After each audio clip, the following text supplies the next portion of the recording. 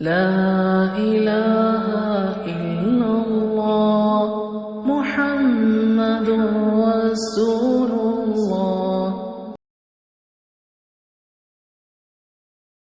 افغانستان میں طالب علموں کو طالبان کہہ دیا جاتا تھا، اس پہلو سے تو وہ موجود تھے، لیکن طالبان ایک سیاسی یا عسکری قوت کی حیثیت سے کیسے منظر پر آئے، اس کے لیے ذرا سرسری سے آپ کو جائزہ لینا ہوگا افغانستان کی تاریخ کے پچھلے 30-35 سالوں کا۔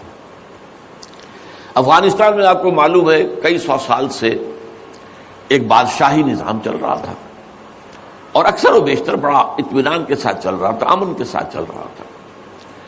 اگرچہ افغانستان کے جو دیہی علاقے تھے ان میں رہنے والوں کی جو اکثریت، عظیم اکثریت ہے، وہ بڑی شدید مذہبی انداز کی تھی، نماز، روزہ اور اس پردہ، حجاب، یہ ان کے کلچر میں شامل ہے۔ یوں سمجھیے کہ یہ مذہب ہونے کا پہلو بعد میں آتا ہے، ان کے کلچر کا جز ہے۔ لیکن یہ ہے کہ جو بڑے شہر تھے، خاص طور پر کابل، وہ پوری طرح ویسٹرنائز ہو چکا تھا بادشاہ کے نام کے تحت۔ جب شاہ ظاہر شاہ آئے تھے ایک دفعہ پاکستان، ان کے ساتھ ان کی بیگم بھی تھی ملکہ، اور وہ اسکرٹ پہنے ہوئے تھی، ٹانگیں ان کی ننگی تھی، تو لوگ بڑے حیران ہوئے تھے، افغانستان، افغان بادشاہ کی بیگم جو ہے، افغان ملکہ اس لباس میں۔ لیکن واقعہ یہی ہے کہ کابل جو ہے پورے طور پر ویسٹرنائز تھا، اکثر و بیشتر وہاں بھی جو لوگ نچلے طبقات میں تھے ان کے اندر ظاہر بات ہے کہ مذہب کا وہ جو کلچر ہے ان کا وہ موجود تھا۔ اس کیفیت میں ایک سڈن چینج آئی جب سردار داؤد خان نے تختہ الٹا ظاہر شاہ کا، اور ان کی لیننگز جو ہیں، رجحان جو ہیں، وہ روس کی طرف زیادہ تھے، لیکن یہ کہ وہ کوئی خالص نظریاتی کمیونسٹ نہیں تھے۔ اس کے بعد آپ کو یاد ہوگا یکے بعد دیگرے کئی قتل ہوئے۔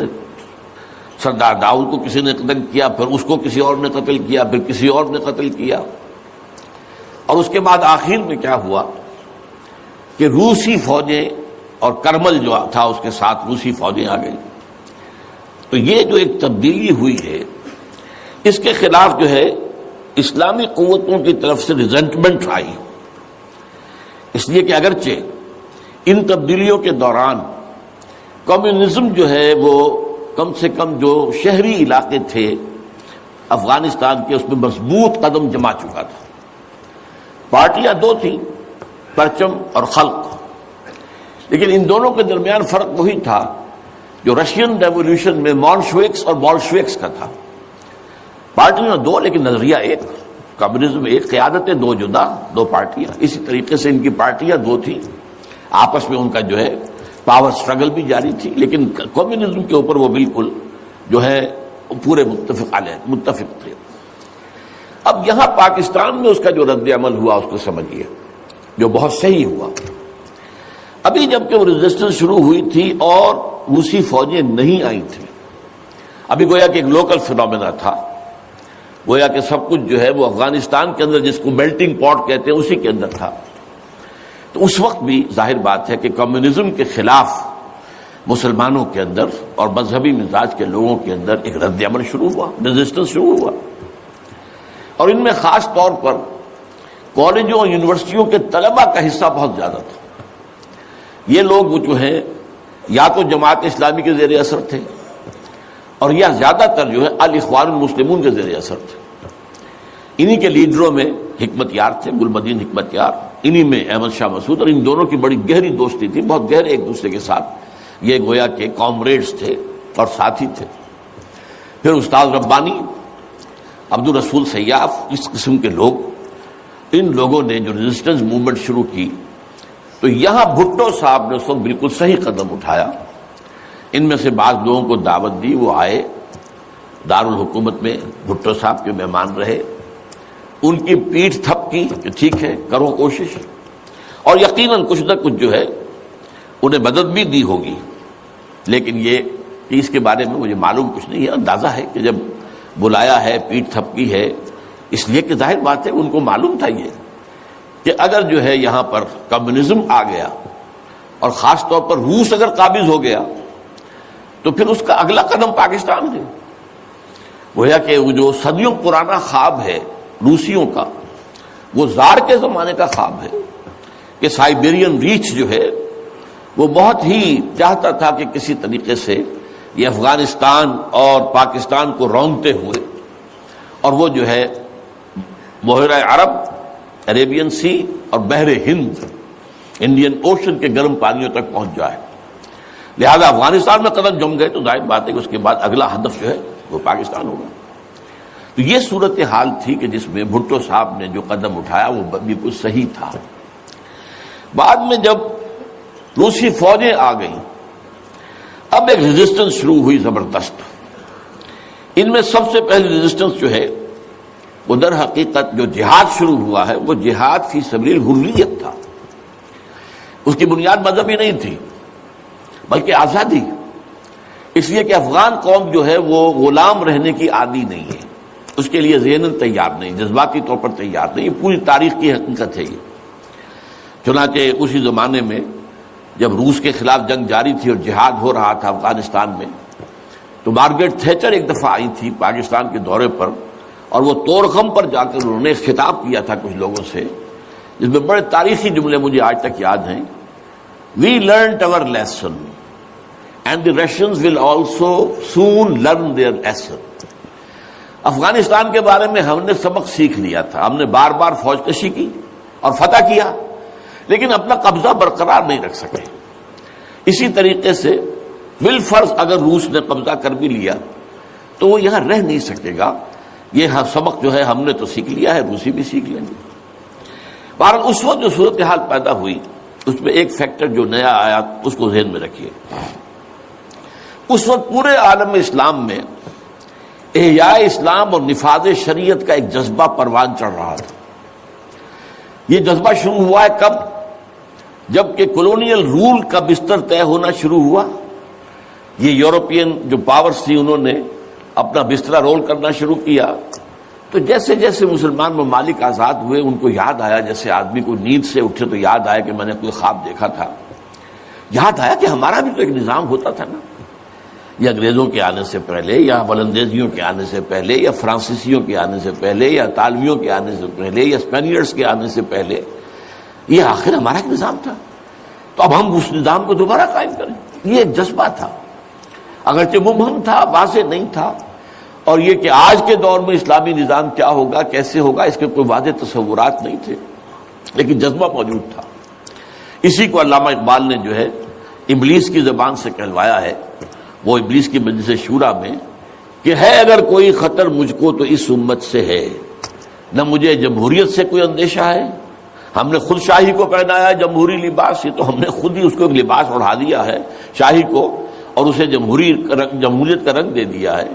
وہ انڈیویجول ساورنٹی کی بجائے ایک پاپولر ساورنٹی، کلیکٹیو ساورنٹی. وہ شرک جو کا تو ہے، کفر جو کا تو ہے. اور نہ مجھے اشتراکیت سے کوئی اندیشہ ہے. کب ڈرا سکتے ہیں مجھ کو اشتراکی کوچہ گرد؟ ہاں ہے اگر کوئی خطر مجھ کو تو اس امت سے ہے جس کی خاکستر میں ہے اب تک شرار آرزو.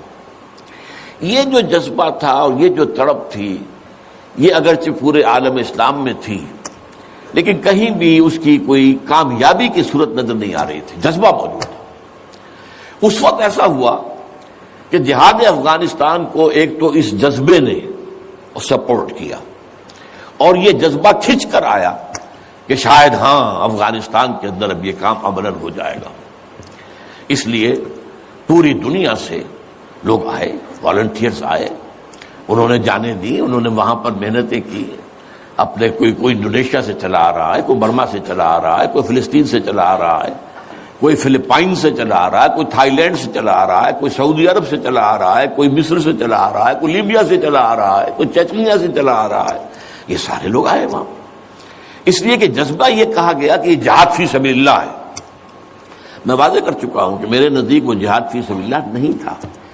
جہاد فی سبیل اللہ کی جو شرائط ہیں وہ یہ ہے کہ پہلے دعوت اور اس میں اتمام حجت، پھر جو دعوت کو قبول کریں انہیں منظم کرنا، ڈسپلن آرگنائزیشن میں لانا، ایک امیر کے تابع ہو کر اس سے بیعت کر کے، اور پھر یہ کہ ان کی تربیت، ان کا تزکیہ یہ ہو کہ دل میں سوائے اللہ کی رضا کے کوئی اور جذبہ باقی نہ رہ جائے. یہ مال و دولت دنیا یہ نہیں، کچھ نہیں، نہ حکومت نہ سیادت، صرف اللہ کی رضا. اور یہ کہ جذبہ اتنا ابھر آئے کہ تن من دھن حتیٰ کہ جان دینے کے لیے تیار ہو جائے. یہ ساری شرائط ہیں جہاد فی سبیل اللہ کی. ظاہر بات ہے کہ وہاں پر تو جو ایک دم حملہ ہو گیا اور روسی فوجی آ گئے تو نہ ان کاموں کا موقع تھا نہ اس کے لیے وقت تھا. وہ لوگ کھڑے ہو گئے. یہ جہاد فی سبیل حریت تھا، آزادی کا جہاد. اور مسلمان جب آزادی کا جہاد کرتا ہے تو وہ بھی جہاد فی سبیل اللہ ہی کی ایک قسم ہے، جائز جہاد ہے، اس میں جان دینا بھی شہادت ہے. اگرچہ وہ جو ایک مثبت جہاد فی سبیل اللہ وہ تو ہمیں سیرت صحابہ اور سیرت النبی صلی اللہ علیہ وسلم میں اس کا پورا نقشہ ملتا ہے. بہرحال ایک تو یہ کہ وہ کشش ان کو کھینچ کر لائی. دوسری طرف امریکہ نے وہ یہ چاہتا تھا کہ اسے نظر آ گیا کہ روس سے ایک تو جو بڑا پرانا اکاؤنٹ ہے، یعنی یہ کہ جو ویتنام میں روسیوں کے ہاتھوں شکست کھائی تھی امریکہ نے اور بھاگا تھا وہاں سے، تو گویا کہ اس کا بدلہ لینے کا یہ سنہرا وقت آ گیا ہے. اس سے بھرپور فائدہ اٹھایا جائے. اور یہ کہ اگر ہو سکے تو شاید اس حد تک بھی ان کے خیال میں ہو کہ یو ایس ایس آر کو ختم کر دیا جائے. میرے خیال میں ایسا نہیں تھا. وہ یہ نہیں سمجھتے تھے کہ یو ایس ایس آر ختم ہو جائے گا، لیکن یہ کہ بہت کمزور ہو جائے گا اور یہ کہ اس کی بلیڈنگ ہو جائے گی. اس کے لیے اس نے اس جہاد کا غلغلہ دوسروں سے بڑھ کر، مسلمانوں سے بڑھ کر جو ہے دنیا میں بلند کیا اور ان جہادی لیڈروں کا کردار بنایا پوری دنیا میں. ان کی شخصیت کی امیجز بنائی ہیں. احمد شاہ مسعود کو دی لائن آف پنشیر پوری دنیا کے اندر اس کے بارے میں جو ہے وہ دھاک بٹھائی گئی تاکہ یہ لوگ زیادہ سے زیادہ لوگ آ جائیں، والنٹیئر مل جائیں. ہمارا آدمی تو کوئی نہیں مرے گا، ہم تو پیسے دیں گے اور ہتھیار دیں گے. مریں گے یہ مسلمان مریں گے، چاہے وہ افغان ہیں چاہے باہر سے آنے والے ہیں. تو وہ جو غلغلہ جہاد کا تھا اور اس میں گویا کہ ایک طرح سے امریکہ کے اس ایجنڈے کو نہ جانتے ہوئے نہ سمجھتے ہوئے گویا کہ لا علمی میں جو تقویت پہنچائی وہ ایسے لیڈروں نے جن میں بن لادن بھی ہیں. وہ جہاد کے لیے لوگوں کو کھینچ کھینچ کر علم باری سے لے کر آئے. ان میں عبداللہ ابن عزام بھی تھے شہید رحمۃ اللہ علیہ. انہی میں عمر عبد الرحمان ہے جس وقت امریکہ کی جیل میں پڑے ہوئے. یہ سب لوگ کیا تھے؟ جہاد کے نام پر دنیا سے لوگوں کو لے کر آ رہے تھے اور اس میں گویا کہ نہ جانتے ہوئے ان نوئنگلی وہ امریکہ کے اعلی کار بن رہے تھے. بہرحال اس میں نتیجہ جو نکلا، مجاہدین جب مجاہدین کو فتح ہو گئی، ظاہر بات ہے اس میں دونوں فیکٹرز ان میں رکھیے. صرف مجاہدین کی سرفروشی اور جاں فشانی نہیں، امریکہ کے ہتھیار نے یقیناً اس میں ایک بڑا ڈیسائسو رول پلے کیا. خصوصاً تازہ ترین ہتھیار اسٹنگر میزائل جسے دنیا جانتی نہیں تھی وہ دے دیا. اور اصل میں جو روسی فوج جو ہے دل برداشتہ ہو کر بھاگی ہے اس میں اسٹنگر میزائل کا بہت بڑا دخل تھا، کیونکہ ان کا سب سے بڑا ہتھیار تھا جو وہ گن شپ ہیلی کاپٹرز لے کر آتے تھے. اور وہ ظاہر بات ہے جہاں پہاڑوں کے اوپر بھی مورچے لگائے ہوئے تھے وہاں ظاہر بات ہے ٹینک تو نہیں پہنچ سکتے تھے، کوئی اور بمباری وہاں کرنا مشکل تھی. تو یہ گن شپ بڑے جہازوں سے بہت نیچے آ کر بمباری بھی ممکن نہیں تھی. تو گن شپ ہیلی کاپٹر سے جو بمباری وہ کرتے تھے، فائرنگ کرتے تھے، وہ ان کا سب سے بڑا ہتھیار تھا. اور اس کو بالکل ختم کر کے رکھ دیا اسٹنگر میزائل نے. کہ میزائل آپ نے داغا ہے تو وہ یہ نہیں ہے کہ ہدف سے اگر نہ لگے ہدف پر تو ادھر ادھر ہو جائے گا، نہیں. جدھر وہ ہدف جائے گا اس کا پیچھا کرے گا، اس کے پیچھے پیچھے جائے گا. جدھر وہ مڑے گا ادھر وہ مڑ جائے گا.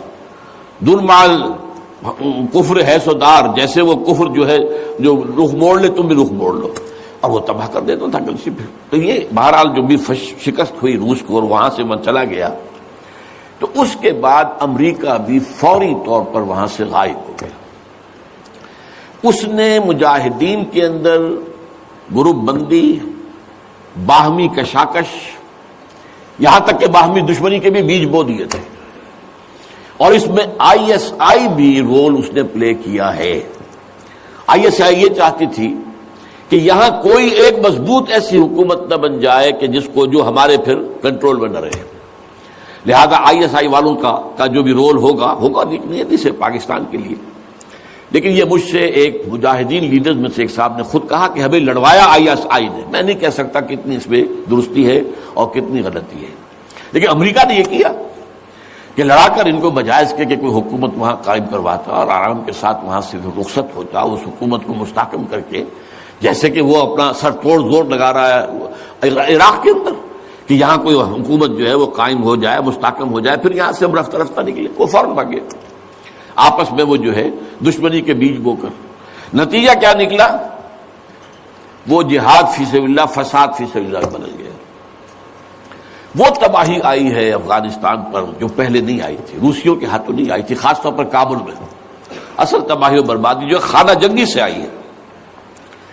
اور اس کا ایک اور نتیجہ یہ نکلا کہ مختلف علاقوں میں وارڈ لارڈز نے اپنی چھوٹی چھوٹی حکومتیں ریاستیں قائم کر لی. وارڈ لارڈز، ہتھیار ان کے پاس ہیں، اور وہ ہتھیار جو ہیں اس جنگ کے اندر امریکہ کے دیے ہوئے ان کے پاس بہت کافی جو ہے ابھی موجود تھے، ان کا اسلحہ خانہ تھا. تو اپنے علاقے معین کر لیے، اور وہاں یہ ہے کہ انہوں نے ٹیکس لینے شروع کی، جگہ ٹیکس. جو بھی گاڑی گزرے، بس گزرے، کوئی منی بس گزرے، کوئی ٹیکسی گزرے، ٹیکس دو. یہاں سے نکل کر اگلے میں گئے تو وہاں پھر ٹیکس دو. وہاں سے نکل کر اگلے کوئی وارڈ لارڈ کا علاقہ گیا، وہاں ٹیکس دو. اور نہ صرف یہ کہ ٹیکس، بلکہ وہ یہ بھی کہا جاتا ہے کہ وہ خوبصورت عورتوں کو بھی اتار لیتے تھے اور خوبصورت لڑکوں کو بھی اتار لیتے تھے. یہ جو صورتحال تھی، اس سے افغان لوگوں کا کہ ناک میں دم آ گیا، سخت پریشان ہو گئے. اچھا، یہ جو میں نے کہا ہے کہ یہ امریکہ نے جو مجاہدین کی قیادت تھی اسے آپس میں لڑا کر پھر یہاں سے بھاگ جانے کے اندر غافل سمجھی. اس کی وجہ یہ تھی امریکہ کو اندیشہ تھا کہ یہ لوگ پڑھے لکھے جدید تعلیم یافتہ ہیں، یہ انجینئرز ہیں، گلبدین حکمت یار، احمد شاہ مسعود، استاد ربانی بڑے عالم ہیں، فاضل ہیں، عبد الرسول سیاب الازہر کے پڑھے ہوئے تھے. اسی طریقے سے صبغت اللہ جو ہیں وہ بھی بڑے عالم آدمی تھے اور پڑھے لکھے آدمی تھے، جدید تعلیم یافتہ بھی اور قدیم تعلیم یافتہ بھی. تو اس اعتبار سے انہیں اندیشہ تھا ان لوگوں کی حکومت بن گئی اگر تو یہ ایک ماڈرن اسلامک اسٹیٹ بنا دیں گے، اور یہ وہ شے ہے جو ہمارے لیے سب سے زیادہ خطرناک، سب سے زیادہ ناپسندیدہ معاملہ ہوگا. اس لیے کہ اگر واقعی طرح کی ماڈرن اسلامک اسٹیٹ وجود میں آ گئی تو ہمارے نظام کا خاتمہ ہو جائے. وہ تو یہ کہ سورج طلوع ہوتا ہے تو تاریکی تو جائے گی، رات کو تو جانا ہی جانا ہے. وہ تو جب تک سورج طلوع نہیں ہوتا رات کی تاریکی ہے، یہ انہیں اندازہ تھا خوب. بہرحال اس لیے انہوں نے خاص طور پر ان کو آپس میں لڑایا بھی. اس کے بعد یہ ہے کہ جب افغانستان کے لوگوں کے ناک میں دم آ گیا تو اب یہ ایک مرد مجاہد ملا عمر کھڑا ہوا. وہ کوئی بڑا عالم دین نہیں بلکہ پوری طرح جو ہے وہ تعلیم یافتہ بھی نہیں ہے عربی مدارس وغیرہ سے، اور ان کے ساتھ عربی مدارس کے طلباء طالبان وہ کچھ کھڑے ہو گئے کمر کس لیے کہ اب یہاں کسی طرح امن قائم کیا جائے. یہ پکار ایسی تھی کہ جو گویا کہ افغانوں کے دل کی پکار تھی. تنگ آئے ہوئے تھے ان وار لارڈ سے اور ان کے مظالم سے اور ان کے استحصال سے، لہذا وہ جہاں گئے ان کا استقبال ہوا. بہت سے لوگوں نے اپنے ہتھیار ان کے حوالے کر دیے، یہاں تک کہ گلبدین حکمت یار جو بالکل کابل کے پاس پڑا ہوا تھا اپنی فوجیں لے کر، اور گویا کہ وہ کسی فائنل اسالٹ کی تیاری میں تھا، جب یہ آئے ہیں تو اس نے راستہ دے دیا اور خود پیچھے ہٹ گیا. اس طریقے سے یوں سمجھیے کہ در حقیقت افغانستان میں ان طالبان کی حکومت جو ہے یہ گاڈ گیون ہے. وہ جو ایک شعر ہے کہ خود بخود تیار ہے پکے ہوئے پھل کی طرح، دیکھیے گرتا ہے آخر کس کی جھولی میں فرنگ. تو یہ حالات نے اس درجے صورت اختیار کر لی تھی کہ یہ طالبان کو کوئی ریزسٹنس نہیں ملی اور ان کی جو ہے ایک حکومت قائم ہو گئی. بلکہ یہ گویا کہ اللہ تعالیٰ کی جو ہے حکمت کا ایک ظہور ہوا ہے. اس میں امریکہ نے اور امریکہ کے کہنے پر پاکستان نے، سعودی عرب نے، امارات نے طالبان کو سپورٹ کیا. بے نظیر کی حکومت تھی، کہاں بے نظیر جیسے سیکولر ذہن کی اور آزاد خیال قسم کی عورت، کہاں طالبان مولوی ملاٹے ان کے خیال کے مطابق. سعودی عرب نے امریکہ کے حکم سے مدد دی، امارات نے مدد دی، پاکستان نے تسلیم کر لیا، سعودی عرب نے تسلیم کر لیا اور امارات نے تسلیم کر لیا. ان کی جو ہے ایمبیسڈرز وہ آ کر یہاں بیٹھ گئے. اس کی وجہ کیا ہے؟ امریکہ سمجھتا تھا یہ ٹھیک ہے، یہ ملا ملاٹے ہیں، انہیں کوئی دنیا کا تو علم ہے نہیں، یہ جانتے ہی نہیں، لہذا ان سے کھیلنا آسان ہے، انہیں ہم اپنی انگلیوں پر نچائیں گے، ان کو کٹ پتلی بنا لیں گے. اس پہلو سے انہوں نے کہا کہ یہ اچھا ہے، یہ لوگ اگر آ جائیں تو ٹھیک ہے. وہ خطرہ نہیں ہے کہ یہاں کوئی ایک ایسا اسلامی نظام سامنے آ جائے جو جدید دنیا کے تمام تصورات اور تقاضوں کو بھی پورا کرتا ہو اور کتاب و سنت کے تقاضوں کو بھی پورا کرتا ہو، اس کا کوئی اندیشہ نہیں ہے، لہذا انہیں مدد دی۔ لیکن ہوا کیا؟ دو کام ایسے ہوئے ہیں کہ ایک تو افغانستان کے 90% علاقے پر قبضہ جو ہوا تو امن، کلی امن، چوری ختم، ڈکیتی ختم، زنا بالجبر ختم، زنا ختم۔ تو اب آنکھیں کھل گئی امریکہ کی، یہ کیا ہو رہا؟ اور ملا عمر کے ایک حکم پر پاپی کی کاشت زیرو۔ اب یہ ہے کہ کفر کے ایوانوں میں پوری دنیا میں خطرے کی گھنٹیاں بجیں۔ یہ معاملہ کیا ہے؟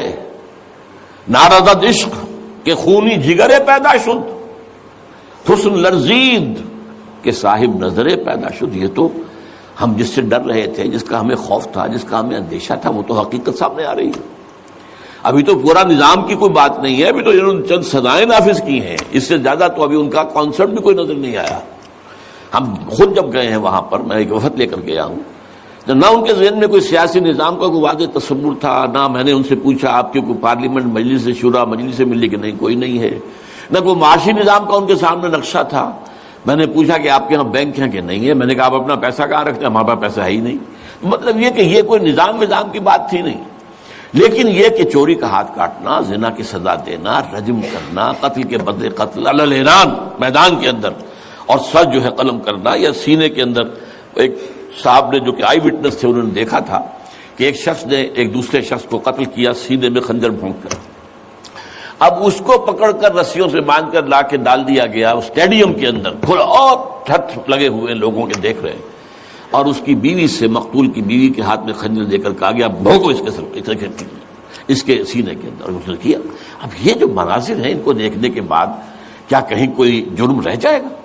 جیسے کہ اس سے پہلے بھی تھا معاملہ دنیا کے سامنے کہ سعودی عرب جو ہے وہ کرائم فری ایک معاشرہ بن گیا تھا جب سے وہاں پر اسلامی جو حدود اور تعزیرات نافذ ہوئی۔ یہ معاملہ انہوں نے دیکھ لیا کہ یہ تو ہو گیا، تو اس اعتبار سے ان کو جو ہے اب بڑی شدید خطرے کی بات ہوئی۔ البتہ یہ ضرور نوٹ کر لیجئے کہ اس ابتدائی عرصے میں طالبان سے کچھ غلطیاں بھی ہوئی۔ پہلی بات تو یہ کہ نہ ان کی کوئی تعلیم ہوئی تھی، نہ تربیت ہوئی تھی، نہ تنظیم ہوئی تھی، نہ کوئی ڈسپلن قائم تھا، یہ تو موب تھا، لہذا ان سے بڑی بڑی غلطیاں ہوئی۔ مثلا مزار شریف میں ایران کے سفارت خانے پر حملہ کیا، سفارتکاروں کو قتل کر دیا۔ پھر یہ کہ ان کے اندر مذہبی شدت پسندی بہت تھی، کٹر حنفیت، اور اس کے اندر کچھ نہ کچھ تشدد کا ایلیمنٹ بھی۔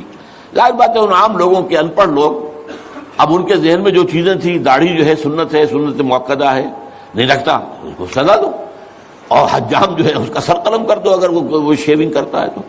اسی طریقے سے پردے کا شدت کے ساتھ نفاذ کیا گیا، عورتیں باہر کیوں نکلیں، اپنے گھروں میں رہو، یا یہ کہ پورا برقع لے کر نکلو۔ جو بھی آپ کے ہاں دنیا بھر میں شٹل کاک جس کو کہتے ہیں، وہ جو ایک خیمے کی شکل میں ہوتا ہے، تو وہ نہیں رہو۔ تو اس حوالے سے تشدد پسندی بھی ہوئی ہے، اور کچھ غلطیاں بھی ہوئی ہیں، کچھ زیادتیاں بھی ہوئی ہیں، اور کچھ انتہائی تنگ نظر مذہبیت بھی ہوا۔ یہ حقائق ہیں جو ہمیں ماننے پڑیں گے۔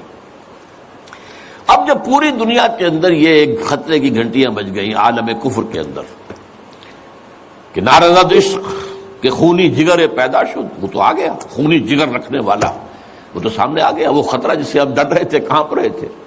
اس لیے کہ آپ کو معلوم ہے کہ جب USSR کا خاتمہ ہوا ہے اور اس کے بعد جو ہے نیٹو کو اثر نو آرگنائز کرنے کی باتیں شروع ہوئیں، توسیع کی شروع ہوئی، تو کسی نے پوچھا نیٹو چیف سے، گورنر ان چیف سے، کہ اب آپ کس کے لیے، آپ کا جو دشمن تھا جس کے لیے آپ نے سارے دھندے بنائے تھے، سیٹو بھی تھا، سینٹو بھی تھا، اور نیٹو بھی تھا، اور سب سے بڑا معاملہ نیٹو کا تھا، تو اب تو تمہارا وہ دشمن ختم ہو گیا، تمہارے سامنے تمہارے گھٹنوں تمہارے قدموں میں پڑا ہوا ہے، تم سے مدد کی بھیک مانگ رہا ہے، تو تمہیں کیا خوف ہے؟ تو انہوں نے کہا ہمیں اب اسلامک فنڈامنٹلزم کا خطرہ ہے۔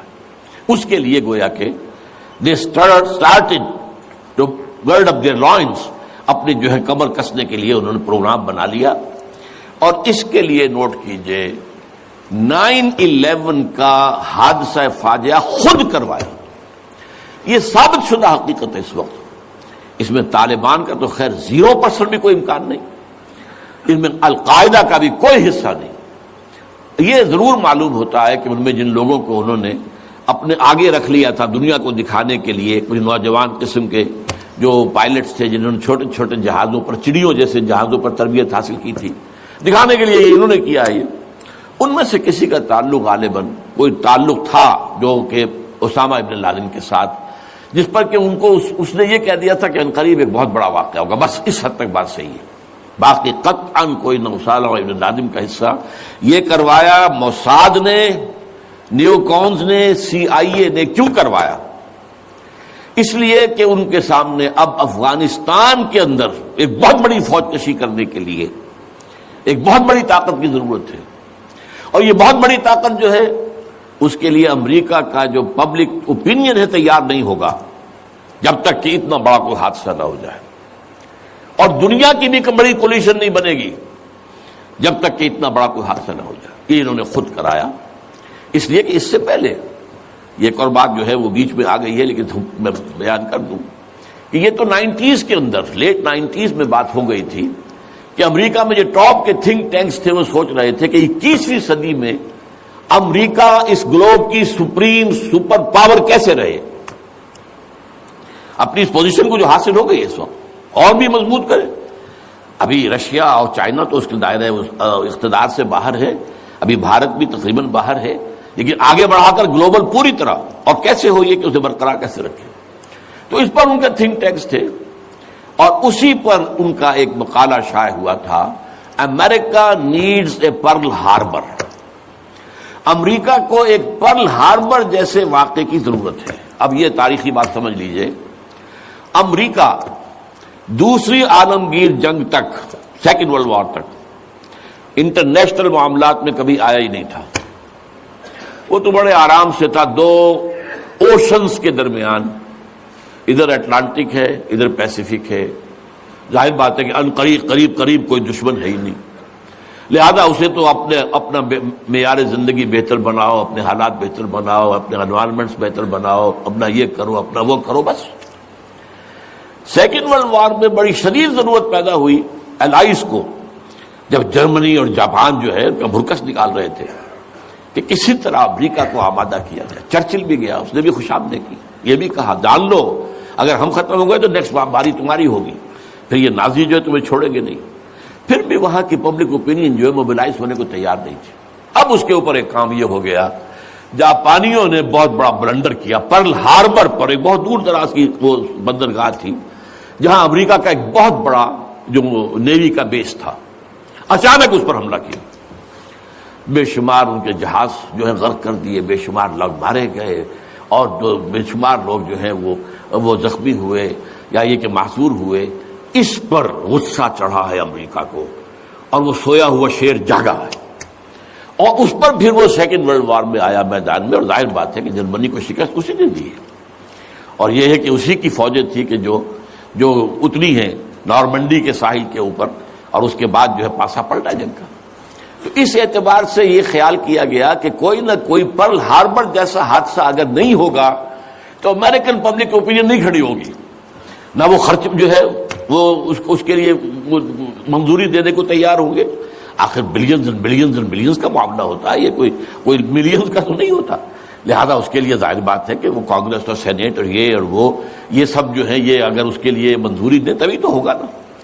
تو امریکہ نیڈ سے پرل ہاربر، یہ بات ذہن میں رکھیے.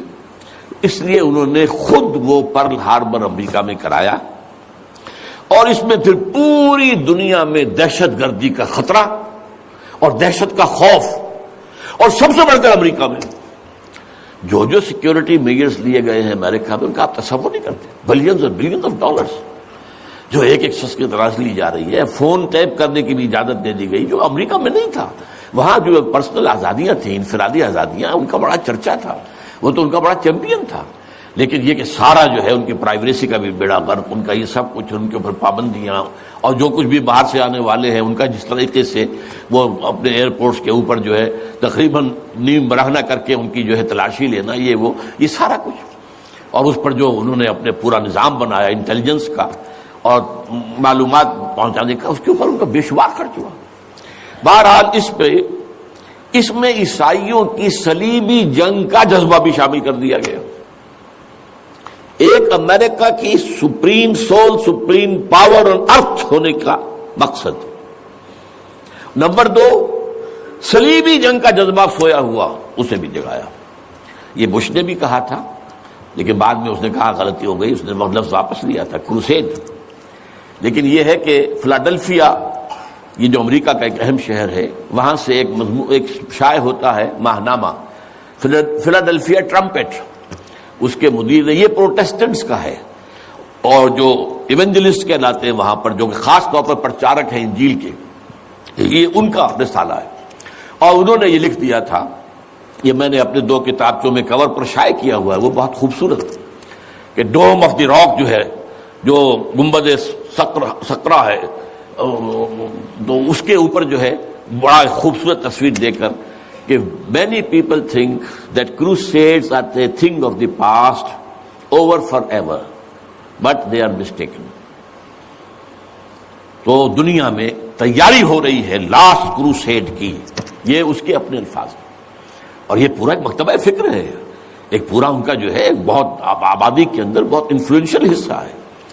پروٹیسٹنٹ کے اندر خاص طور بیپٹسٹ کے اندر ایونجلسٹ، یہ نیو کونس یا بورن اگین کرسچنز، یہ اصطلاحات جو ہیں اگر آپ پڑھتے ہوں، یہ سب ایک طبقہ ہے جو اصل اعلی کار ہے یہودیوں کا۔ بہرحال تو اس نے صلیبی جنگ کا بھی جذبہ شامل کر دیا، جس کا نتیجہ کیا نکلا؟ تاریخ انسانی کی عظیم ترین کولیشن بنی ہے۔ کبھی دنیا میں اتنی بڑی کولیشن نہیں بنی جتنی افغانستان کے خلاف بنی۔ امریکہ ہے، یورپ ہے، باقی ساری جو مغربی قوتیں ہیں، اور ادھر یہ ہے کہ رشیا کی بھی آشیرواد حاصل ہے، چائنا کی بھی آشیرواد حاصل ہے۔